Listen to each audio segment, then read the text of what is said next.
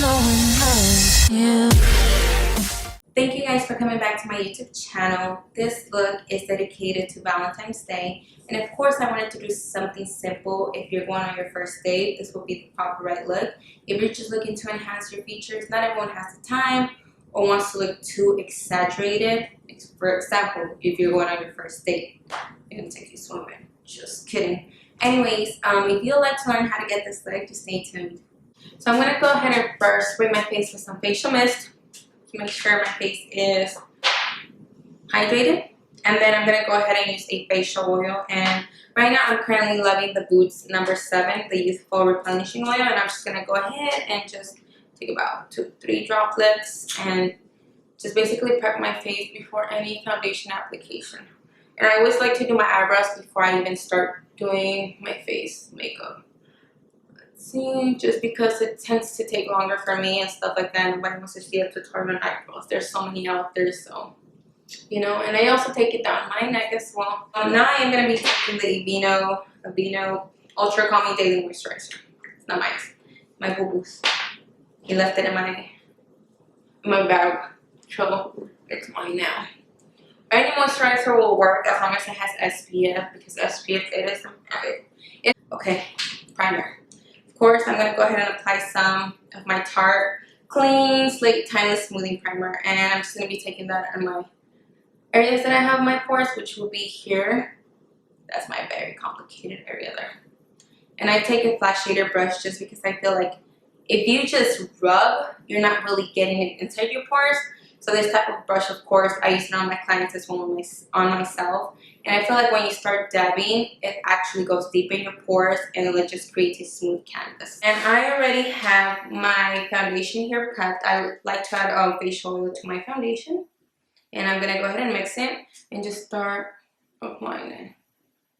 And if you're the person who likes to do their eyebrows before your foundation, one of my tricks that I do, seriously, with my eyebrows so that way they don't go ahead and get ruined when you're basically doing your foundation and blending it with the beauty blender or brush. I like to take the same brush like this and just basically carve out the eyebrow as well. This is a great trick to keep your eyebrows looking clean. Just this way. And then you can go ahead and just blend it out with the beauty blender if you use one. Okay, that's enough foundation for now. Taking my beauty blender, I'm just going to go ahead and start blending everything out.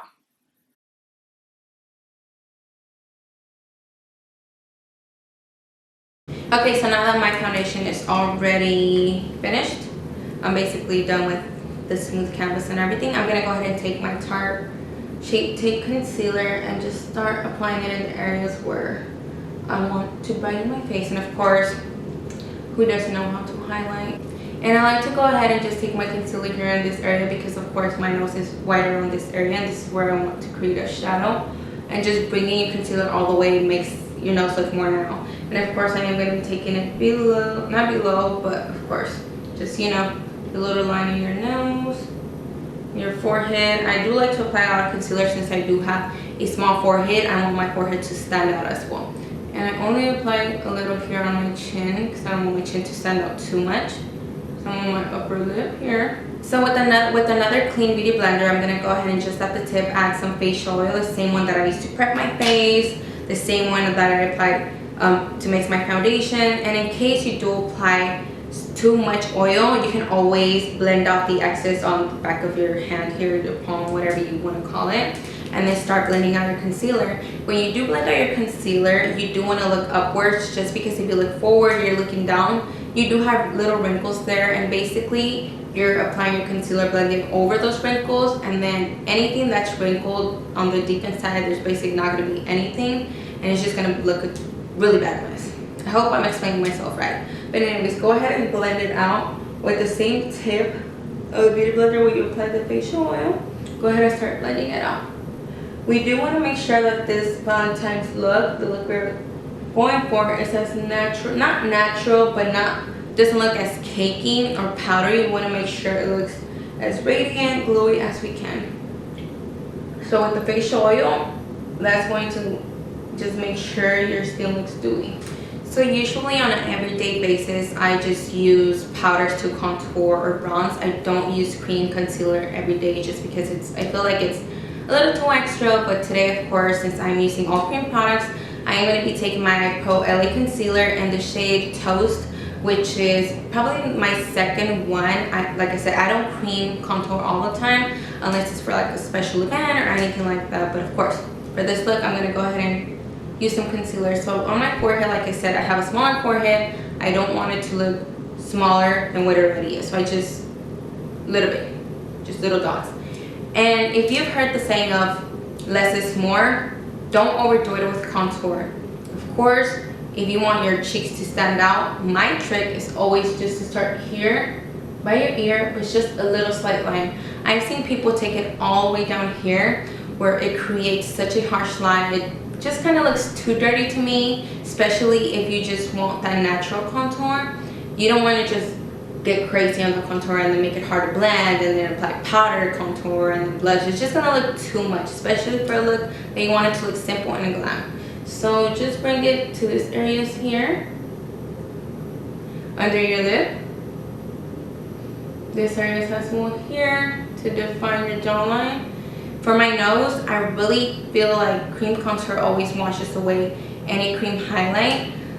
I don't tend to do it as much, but I'm gonna go ahead and just do it on the tip of the nose here because this is the area where I like to focus my powder contour, and I just slightly bring any here. But I don't overdo it. This is about how much I contour. Then I do take a stippling brush just like this, a small one. I do use the bigger one on my clients because I do freelance makeup, of course. But that's because it's easier for me to work around them. For me personally, a small stippling brush just like this one works perfectly fine, especially for my nose contour. So just with the tips of it, I go ahead and blend carefully. I don't want to wash it away too much or look it faded. I don't want my nose contour to look too exaggerated. So slowly I start to blend this out. And you can always use a beauty blender. You can use any brush that you prefer. It's all up to you. There you go. Of course, I'm going to blend it out here shortly with powder. Right now, I'm just doing a little. I don't want the cream contour just to go ahead and get toasty there. That's what I call it, toasty. Anyways, I just go ahead and start blending it in circular motions all over till I bring it over here. So when I do get to this part here, this little thin baby hair, I like to blend upwards like this. You definitely don't want to bring it downwards because that's going to go ahead and just kill the whole effect of you making those cheekbones stand out. Just like this.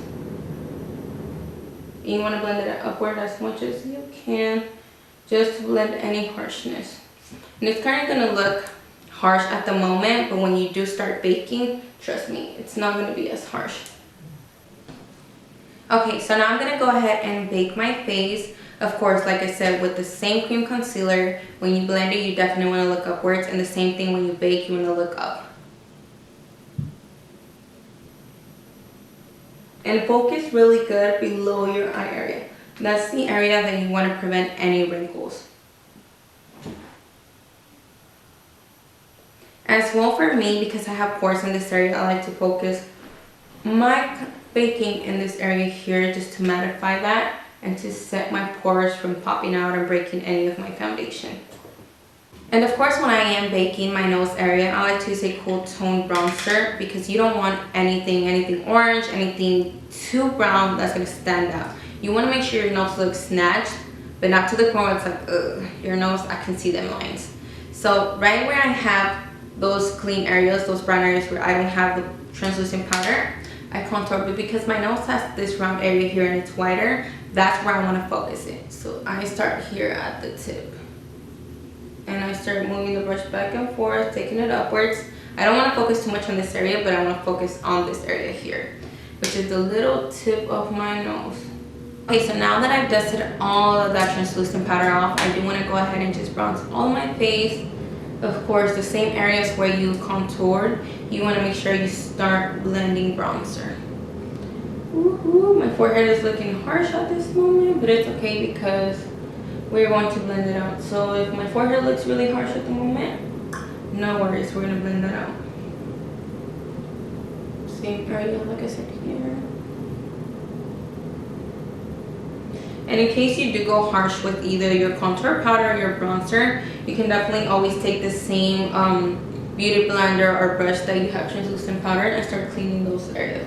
So once I go ahead and bronze my cheekbones, my forehead looks really harsh. Like on the monitor, I can see that this area right here is so harsh. So I'm just gonna go ahead, blend it downwards, take some more of that powder.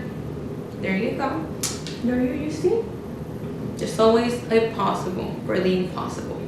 And before I go ahead and clean up the bottom area just to define my cheekbones even more, I do take a very light blush. Of course, you don't want nothing too pink or too orangey. You want something very subtle for this look, just because you want it to look simple. But oh my god, I was choking on my own spit. Who does that? And I kind of like to grin a little, but I like to focus more on this area here, just because, of course, if you focus your blush on this area, it's just going to make your cheekbones more defined. When you do use a setting spray, just any facial mist to set all of your powders, what's going to happen is, since it's melting into your skin, it's going to fade away all that pigmentation of that blush, but you're still going to be able to see it. Taking the same beauty blender that I used for my powder and just taking some of it and start defining this cheek area here. So now that I primed my eyes, whatnot, I'm going to go ahead and take the same translucent powder on this brush, this fluffy brush that's still off there, and just go ahead and set this shadow primer. And what I like about this look is that it only requires one shadow, maybe two, that's it. Not even two shadows, just because one is a bronzer. I am using this Forever 21 bronzer that I got a long time ago, and for this look you want to make sure that your bronzer is on the warm side. So the more orangey it is, the better, just because you want your eyes to be more defined. You don't want them to be too orange or too cool tone, because if it looks too cool tone, it's going to look like a smoky eye. So now I'm going to go ahead and take a Morphe M433 brush, which is a big MAC 217. So if you have that, perfect, go ahead and do so. And just basically start here in your crease and just start blending upward.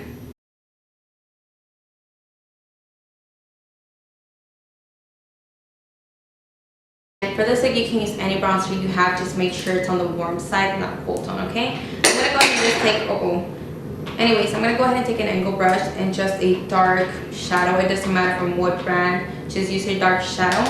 And because we're not gonna do a very extreme flicked out wing liner, we're just gonna go ahead and do a tiny wing here. So you wanna make sure that you bring it here where your bottom lash line is, in between the upper area, and create like a little wingtail, just like this. Make sure it's not too crazy smoked out. You just want to go ahead and give it a little poop, just a little definition. So I'm going to go ahead and just grab a little bit more, and because it's angled, I can just go ahead and push it inwards and outwards, just like this. But you can bring it downwards here to your lash line. You can blend this out, because you are going to be blending your lower lash line with the same shadow.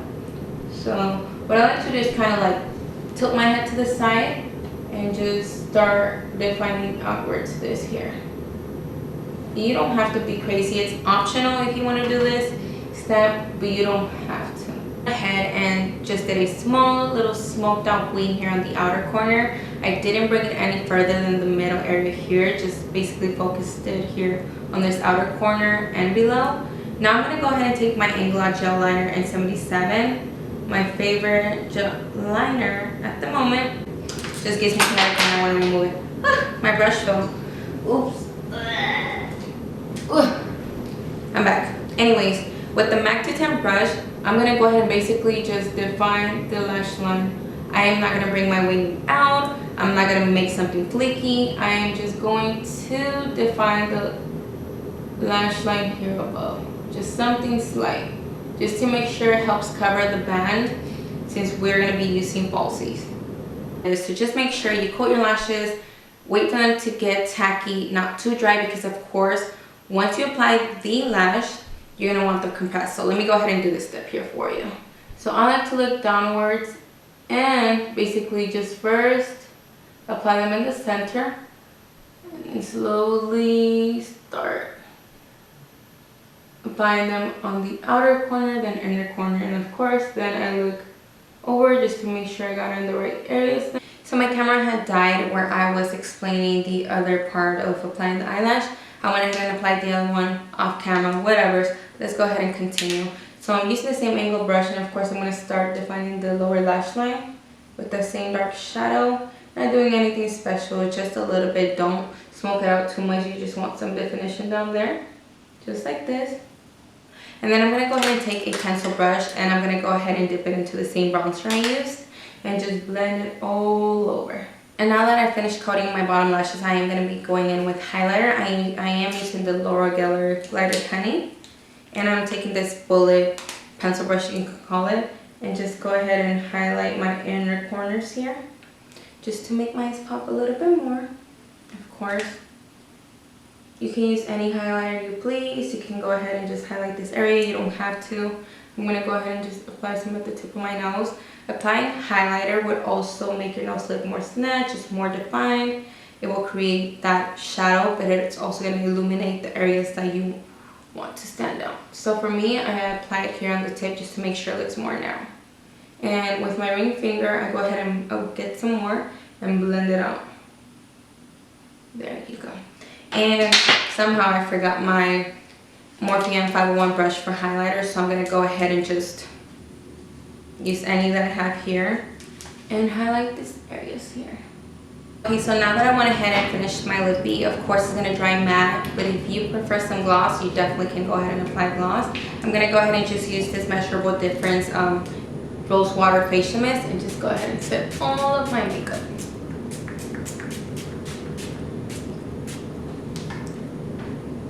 Well, you guys, this completes this look. If you liked what you learned, please give it a thumbs up, like, share, and subscribe to this video. I will leave all the products below in the description box.